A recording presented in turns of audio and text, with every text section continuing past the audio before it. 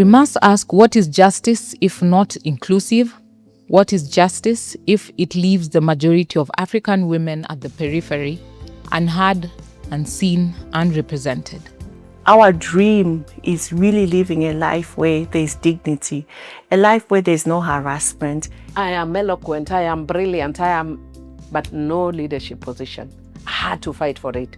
Like many women, I have faced sexual harassment. Those who resist that sexual harassment, they are relegated, they will not get there. Teenage pregnancies, fewer girls enter those professions. I was helped, however, by other senior women who helped me find justice and who eventually were able to uplift me. Nigeria, what's the one that is really burning at the moment is we have more cases of child defilement than even rape. We need to clean the institutions. We need to go in and tackle the policies that prevent women from thriving and rising into leadership. Politics, I was inspired when I was a little girl.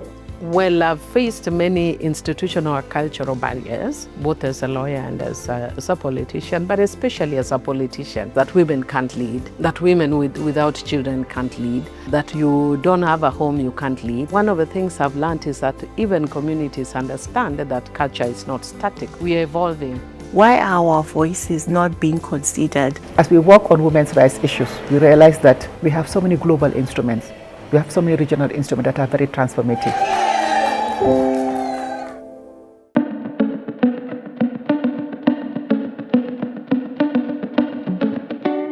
The event that we have is a movement where we are bringing together women who are in law and decision making, women who are leading in private practice, in public practice, in civil society, but who really are pushing for policies that are changing the lives of communities, of societies.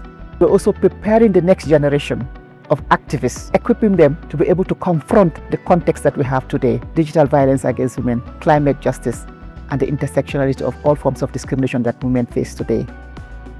Attending this event has definitely made a positive. It's reminded me of the importance of voice, the importance of owning our stories, as well as countering single narratives.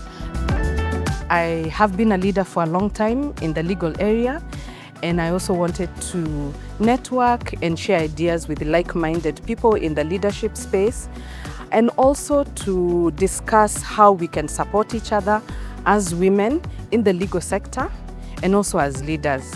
This event was extremely important. It was extremely informative. Are you good enough? Can you lead as a woman? A man could have done better. So I think it was necessary to have these conversations to tell you that, look, you're doing okay, you're doing well, and whatever you slip up, it's okay. It's human. It's not because you're a woman that you're slipping up, it's because you're a human that you're slipping up. The fact that we could hear from different countries, collaborating, networking, and ideas we got about how to fight these battles back home is awesome. It makes me a bit more aware of the movements that are happening in the continent. That ability to network, you're part of a bigger movement than just what the little thing that you do in your little office. The importance of having women in leadership is that I think we lead in a very different way. Men lead in very able ways and in very good ways, but women as well, what we bring to the table is something that maybe a man in leadership would never have considered to do.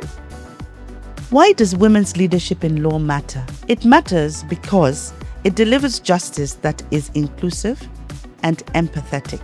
It strengthens institutions and amplifies marginalized voices. It's not about symbolic appointments. It's about dismantling the foundations of inequality.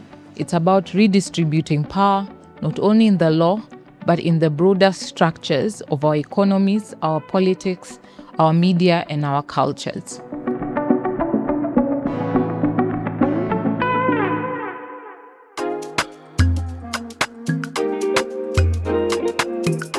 Women, they're natural mothers. That's the truth, and therefore they are caring. They have empathy. That will bring the human face to, in all areas of life, in politics, in law, in medicine. Let's have more women. If women are not allowed at the table, their contribution is not taken into account, it is not taken on board, society as a whole is less served. When I say that I'm not fighting men, I'm just telling you, you are not wearing my shoe, and so you don't know how it pinches. The young, the old, men, women, boys and girls, society as a whole. must take a role, must play their part. All stakeholders, leave no one behind. I commit myself to making sure that I do mentor and I do make sure that the experience, the information that we have is passed on. I have a sisterhood. I have solidarity.